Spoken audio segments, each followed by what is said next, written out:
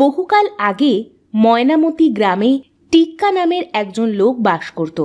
আকৃতিতে সে ছিল অনেক লম্বা। লম্বা হওয়ার কারণে লোকেরা তাকে খুব মান্য করত। একদিন, কি গো, বাইরে অমন হচ্ছে, যুদ্ধ লাগলো নাকি? আমি তো নাকে আগুনের পোড়া গন্ধ পাচ্ছি। চলো তো বাইরে গিয়ে দেখি ব্যাপারখানা কি। হায় হায় হায়, এ কি সর্বনাশ হলো গো আমার! আগুন যে পুরো ছড়িয়ে গেছে। তানিয়া, এখন আমরা কি করব? আর কি করব, চলো মামুন ভাইয়ার বাড়িতে যাই।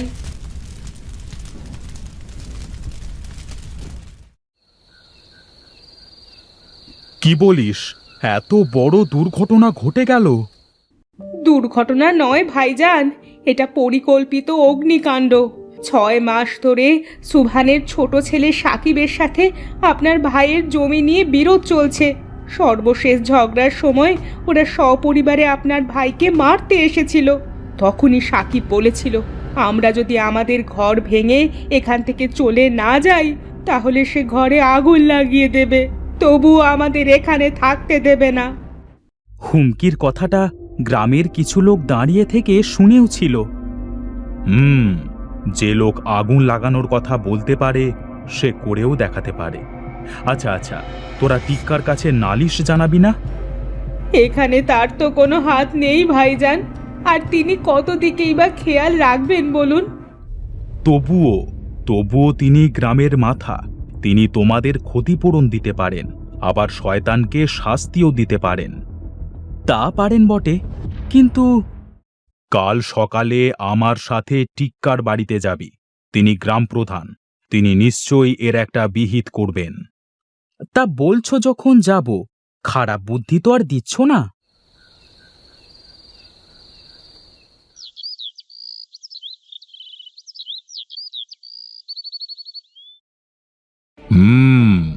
তোমাদের প্রতি অন্যায় নিশ্চয়ই হয়েছে, তোমরা এর সুবিচার পাবে। চাচা, সব দোষ আমার কপালের।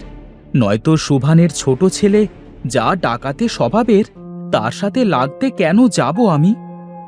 সে বললে তো হয় না, ক্ষতিপূরণ হিসেবে কিছু অর্থ তুমি রাখো।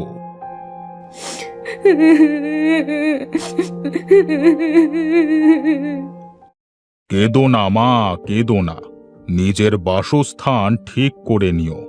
এই নাও। আপনার অশেষ দয়া চাচা। সাকিব, ভুলের মাসুল তোমাকে গুনতেই হবে। তুমি এত বড় কাঠের মিলে কাজ করো, তোমার বেতনের 3 ভাগের 1 ভাগ দণ্ড হিসেবে কেটে নিয়ে সেই অর্থ আমি এই আরিফের পরিবারকে দেব।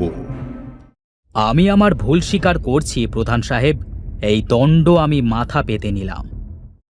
কি হে ভাই, আমি বলেছিলাম না উনি আমাদের গ্রাম প্রধান।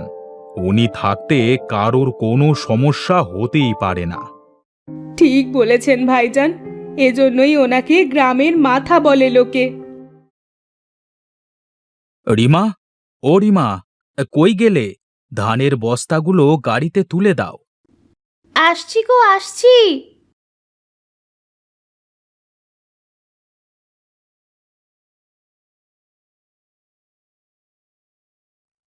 বুঝলে বউ, আজ তোমার বড় মেয়ে তন্নির জন্য 1 জোড়া রূপার নূপুর কিনে আনবো। সত্যি বলছো? সত্যি তুমি নূপুর কিনে আনবে ওর জন্য? হ্যাঁ গো, মেয়েটার কত শখ 1 জোড়া নূপুরের। দিন মজুর আমি, ওর সব শখ তো পূরণ করতে পারি না। এবার ধান বিক্রি করে না হয় এই শখটাই পূরণ করি। ধনে নয়, মনেই মানুষের আসল পরিচয়। তোমার মনটা অনেক বড় গো তুহিন, তোমার মনটা অনেক বড়।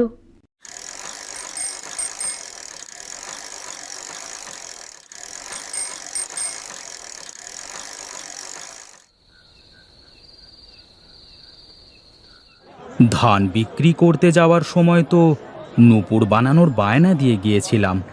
যাই, গিয়ে দেখি কাজ কতদূর এগোলো।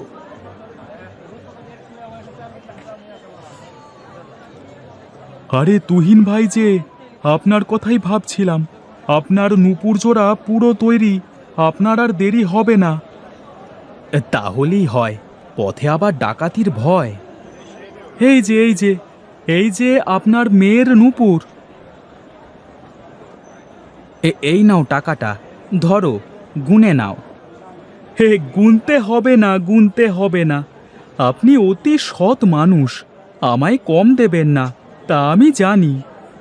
তাহলে আমি আসি, কি করে যে যাব এখন? এই অবেলায় রাস্তায় কাউকে পাবো না, সে বেশ জানি। সেই সকালে বেরিয়েছে, এখনো এলো না। কি জানি পথে কোনো বিপদ হলো কিনা।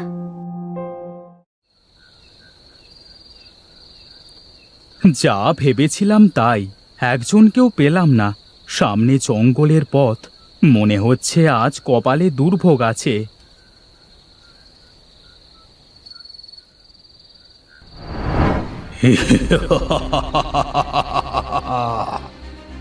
কে কে কে কে তোমরা? তোমরা কারা? কেন গো, চোখে দেখে ঠাহর করতে পারছো না? আমরা ডাকাত, আর আমি হলাম ডাকাত সর্দার শম্ভু। ডাকাত সর্দার শম্ভু? কি, নাম শুনে কলিজা কেঁপে উঠলো তো? সঙ্গে যা আছে দিয়ে দাও। কিন্তু আহ, বাঁচতে চাইলে দিয়ে দাও খালি। এই পোটলায় আমার ধান বিক্রির সমস্ত টাকা আছে। এই টাকা দিয়ে দিলে আমায় যে না খেয়ে মরতে হবে। আমায় দয়া করো সর্দার, দয়া করো। ওস্তাদ, আর সময় নষ্ট কেন? মানে মানে না দিলে জানে শেষ করে দিই। না না না, আমায় মেরো না, দয়া করো সর্দার, দয়া করো। দয়া? আহ? দিলে দয়া থাকলে আমরা কি ডাকাত হতাম রে?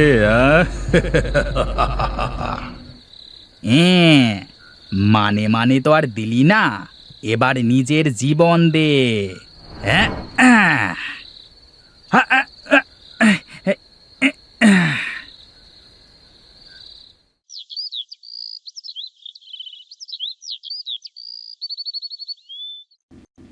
মা, ও মা, বাবা কথা বলছে না কেন? ওরে মেয়ে, তোর বাপ আর কখনোই কথা বলবে না। হায় খোদা, এ আবার কি সর্বনাশ করলে তুমি! এমন দৃশ্য দেখার আগে কেন আমার মরণ হলো না? বাবা, বাবা কথা বলো, চুপ করে থেকো না বাবা, বাবা কথা বলো। প্রধান সাহেব, সবই তো দেখলেন, এখন আমরা কি করব বলুন? এই দৃশ্য নতুন নয় বাবা, প্রত্যেক রাতেই এ পথে ডাকাতি হচ্ছে। যাদের পরিবারের লোক গঞ্জে যায় বেচা কেনা করতে, তাদের সব সময় আতঙ্কে থাকতে হয়। গ্রামে ঢুকবার এই একটাই রাস্তা, আর এই রাস্তায় কিনা এমন, ইচ্ছে তো হচ্ছে শয়তানগুলোর কল্লাটা গিয়ে কেটে দিই। এখন আমরা কি করব? চাচা, আপনি বলে দিন। ব্যাপারটা খুব জটিল, আমায় কয়েকটা দিন সময় দাও তোমরা। ঠিক আছে চাচা।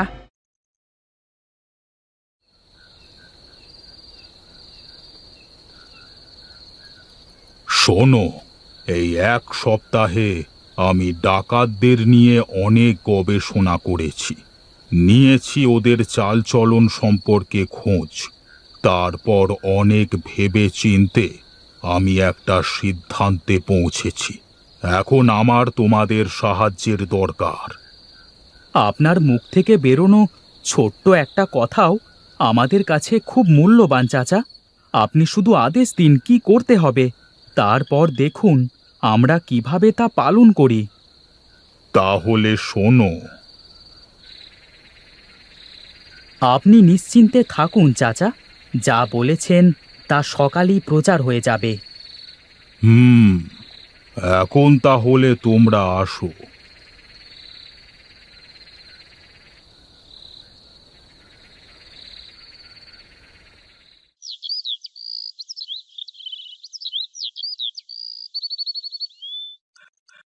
শোনো শোনো শোনো, আগামী শুক্রবার সন্ধ্যার পর আমাদের গ্রাম প্রধান টিক্কা সাহেবের মেয়ে তুলির বিয়ের সময় ধার্য করা হয়েছে। তুলির শ্বশুর শহরের বিরাট বড় শিল্পপতি। তিনি তার পুত্রবধূর পা থেকে মাথা পর্যন্ত গয়নায় মুড়িয়ে নেবেন বলে জানিয়েছেন। এই খুশিতে টিক্কা সাহেব শুক্রবার রাতের জন্য খানা পিনার বিশাল আয়োজন করতে চলেছেন। 1000 মানুষকে পেট পুড়ে খাওয়াবেন তিনি। শোনো শোনো শোনো, একটি বিশেষ ঘোষণা। নিরুড়ে, এ কি শুনছি রে ভাই? পা থেকে মাথা পর্যন্ত গয়না দিয়ে মুড়িয়ে দেবে। এবার এবার তো কপাল খুলে গেল রে আমাদের। এই খবরটা সর্দার শুনলে না খুব খুশি হবে, বুঝলে? হ্যাঁ চল, সর্দারকে এখনই জানিয়ে আসি। হ্যাঁ? তাহলে তো লম্বুর মেয়ের শ্বশুর খুব টাকা পয়সার মালিক। তা বর কি এই পথেই যাবে বিয়ে করতে? হ্যাঁ সর্দার, শহর থেকে গ্রামে ঢুকবার তো এই একটাই রাস্তা। বিয়ের কাজ শেষ হতে তো অনেকটা রাত হয়ে যাবে। ওরা যখন বউ নিয়ে শহরের উদ্দেশ্যে রওনা দেবে, আমাদের তখনই কাজটা করতে হবে। পুরো লুট করে ফেলতে হবে। ঠিক আছে সর্দার, আজ বরং আমি রামদা আর বল্লমগুলোকে শান দিয়ে রাখি। কালকে দেখে নিস এক কোপে কয়টাকে কাত করিয়ে।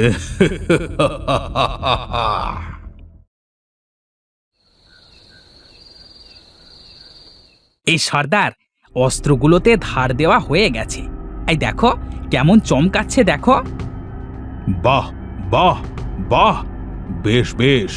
এবার অস্ত্রগুলোকে গোপন জায়গায় রেখে আয়। আগামীকাল রাতের আগে বের করা যাবে না। তাই যাচ্ছি সর্দার।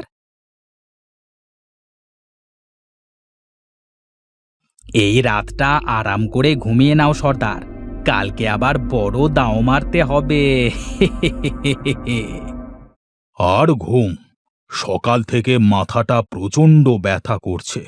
নিরু আসুক, ঘুমের ঔষধ খেয়ে 3 জনে একসাথে ঘুমাবো। কই, সবাই তৈরি তো? হ্যাঁ চাচা, আমরা সবাই অস্ত্র নিয়ে তৈরি। মা রিমা, তুমি তোমার স্বামীর খুনির শাস্তি হোক তা চাও না? শাস্তি? শয়তানগুলোকে যদি নিজ হাতে শেষ করতে পারতাম তাহলে হয়তো কিছুটা যন্ত্রণা কমতো। এই ধরো, এই অস্ত্রটা ধরো মা। যে ডাকাত দলের জন্য তুমি বিধবা আর তোমার মেয়ে আজ এতিম, সেই দলের সর্দারকে তুমি আজ নিজের হাতে খুন করবে। ভয় নেই, ওরা আজ ঘুমের ঔষধ খেয়ে বেঘোরে ঘুমাচ্ছে। যা কিছু ছিল সবই তো হারিয়ে ফেলেছি চাচা। আমার আর হারানোর কিছু নেই, তাই ভয়ও নেই। আমি আজ 3 জনকেই নিজ হাতে শেষ করব। ঠিক আছে, বাকিরাও অস্ত্র নিয়ে আসো, সাবধানের মার নেই। হ্যাঁ হ্যাঁ, সবাই আসো।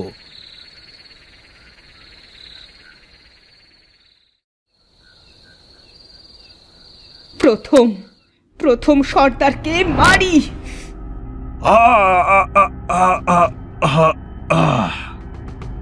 এবার তুই।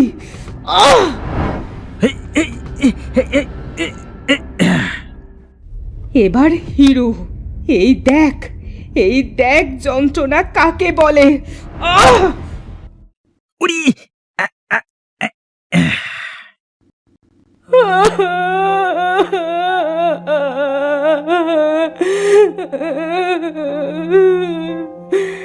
কি শান্তি। এবার আমি মরে গেলেও আর কোনো কষ্ট নেই। সে কি, কাঁদছো কেন মা? কান্না থামাও, কান্না থামাও। শোনো, যার জন্ম আছে তার মৃত্যুও আছে। একের মৃত্যুতে অন্যের জীবন থেমে থাকতে পারে না। তোমার একটা মেয়ে আছে, তার কথা তোমাকেই ভাবতে হবে। তুলি ঠিকই বলেছে। তোমাকে তোমার মেয়ের জন্য বাঁচতে হবে। আর মা, আজ থেকে তোমার মেয়ের দায়িত্ব আমার। আমার মেয়ে যেভাবে আদরে বড় হচ্ছে, ঠিক সেইভাবেই তোমার মেয়েও যত্নে বড় হবে। তুমি আর ওই বাড়িতে একলা থাকবে না। আজ থেকে আমার বাড়িতে মেয়েকে নিয়ে শান্তিতে থাকবে। তোমার সাথে পুরো গ্রাম আছে। চাচা, আপনি জানলেন কিভাবে ওরা আজ রাতে ঘুমের ঔষধ খেয়েছে? শহরে আমার এক বড়লোক বন্ধু আছে। ওই বন্ধুর থেকে একটা সিসি ক্যামেরা এনেছিলাম। রাত্রিতে ওরা ঘুমিয়ে পড়লে গোপনে ক্যামেরাটা ওদের আস্তানায় লাগিয়ে রাখি, আর ওই ক্যামেরার মাধ্যমেই সব জানতে পারি। বলতে দ্বিধা নেই, আপনি সত্যি গ্রামের মাথা চাচা। যেমন আপনার উচ্চতা, তেমনি আপনার প্রখর বুদ্ধি। আপনি দীর্ঘজীবী হন। আপনার মতো লোকের খুব দরকার।